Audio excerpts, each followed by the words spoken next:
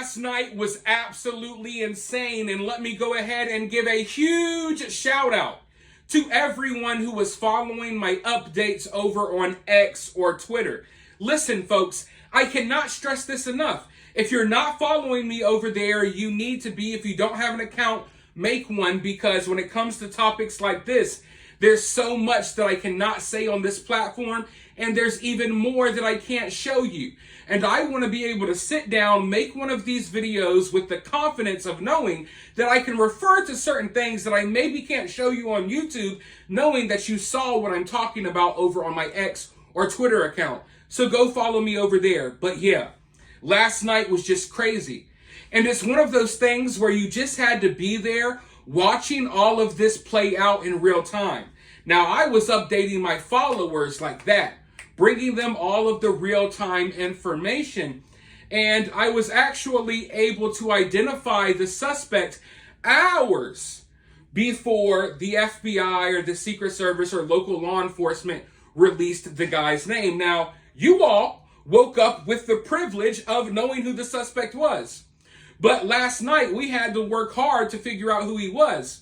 And there was a clear effort to throw people off the trails.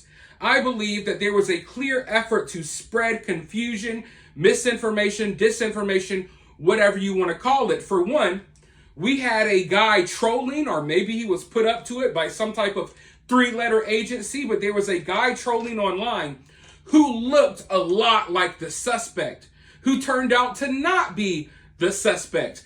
I was able to determine that as well. Now, the guy has already locked his account and he's freaking out because he suffered a lot of backlash. But there was also a lot of internet forums. They thought that they identified the suspect as a guy by the name of Maxwell Yerrick, who is a member of Antifa who had been arrested at Trump rallies before. But it turns out the suspect was not Maxwell. I was able to identify and figure out that he was indeed Matthew Thomas Crooks. I was able to find photos of the suspect when he was younger. I matched up photos of his ear with photos of the ear of the deceased suspect. And yes, I have photos of the deceased suspect over on Twitter. And that's how I was able to determine who this guy was. But just watching all of this stuff play out, it became evidently clear to me that something is weird here. Now, I know we always say something is weird here, but I want you to put things into perspective.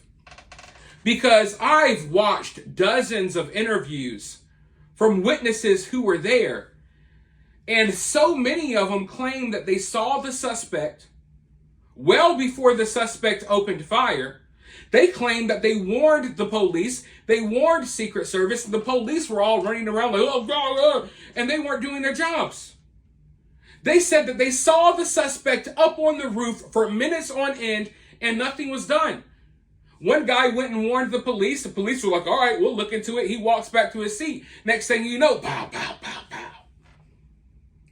So I just want to know, how did all of these random people on the ground see the suspect, but Secret Service didn't? Really think about it. You got a guy out there, he's got a beer belly, a drink in hand, a MAGA hat on, walking around, dancing to the music, excited to see Trump. He sees the suspect, but the trained government sniper, who's literally aiming directly at the building with the suspect, he doesn't see him. And there's videos and photos. I don't know how much I can show you here, but it looks to me, I'm sorry, it looks to me like the sniper noticed the suspect and he hesitated. Now, did he hesitate because of orders? Did he just get caught by surprise? Because, you know, you can work a job like that and never get any action. So when your moment finally arises, maybe he was taken aback. Or maybe, just maybe, they wanted the suspect to get a few shots off before they took the suspect down. Because it's just really weird. There's no excuse as to why that rooftop was left unguarded. There's no excuse as to why the suspect was able to get shots off before the sniper neutralized him. There's no excuse as to why random people who've been standing outside all day. Some of them are tipsy and stuff. There's no excuse as to why these people noticed the suspect, but the most well-trained bodyguards and Secret Service, whatever you want to call them, didn't. It's really weird.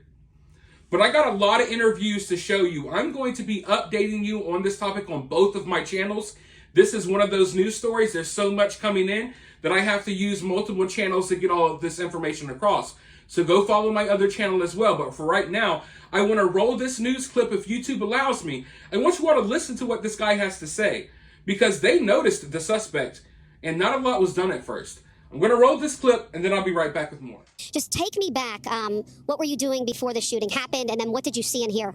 I was just hanging, standing there like everybody else, waiting for Trump. And as Trump started, I noticed two officers that were looking for something or somebody. I was looking around myself and seeing a guy on top of one of the buildings go in between one building to the next, and went and told the officer that he was up there. And when I went back to my spot, I heard that people could still see the person from where they were standing. So I checked that out, and I went back to tell the officer that if he came over there, he could see them. And when I turned my back is when the shots started, and then it took me a second or two to figure out exactly what it was, and then it was just getting out of there and helping some other person out with her child, and we got out, and that was the end of that, and I went and left, and that was all. I'm going to tell you, just like I told everyone on my other channel yesterday, when you see these interviews, screen record them, download them, save them, do what you can, because a lot of this information is going to be scrubbed away over the coming days. They're going to work overtime to make this news story go away. And they don't want you hearing from the people who were actually there. Because the more you hear from the people who were actually there, the more you will think that something ain't right. The more that this looks like, I don't even necessarily want to say an inside job, but it looks like something that was kind of allowed to happen. If I can say that, but maybe I'm wrong. I'm not here to tell you what to think. Because at the end of the day, this was a tragic situation. Online, people are so wrapped up and brainwashed by politics that they're celebrating this.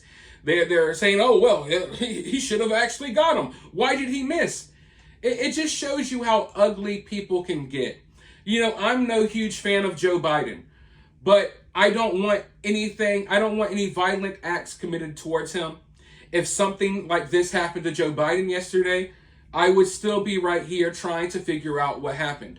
I can't say the same for a lot of other people who have been way too radicalized by politics.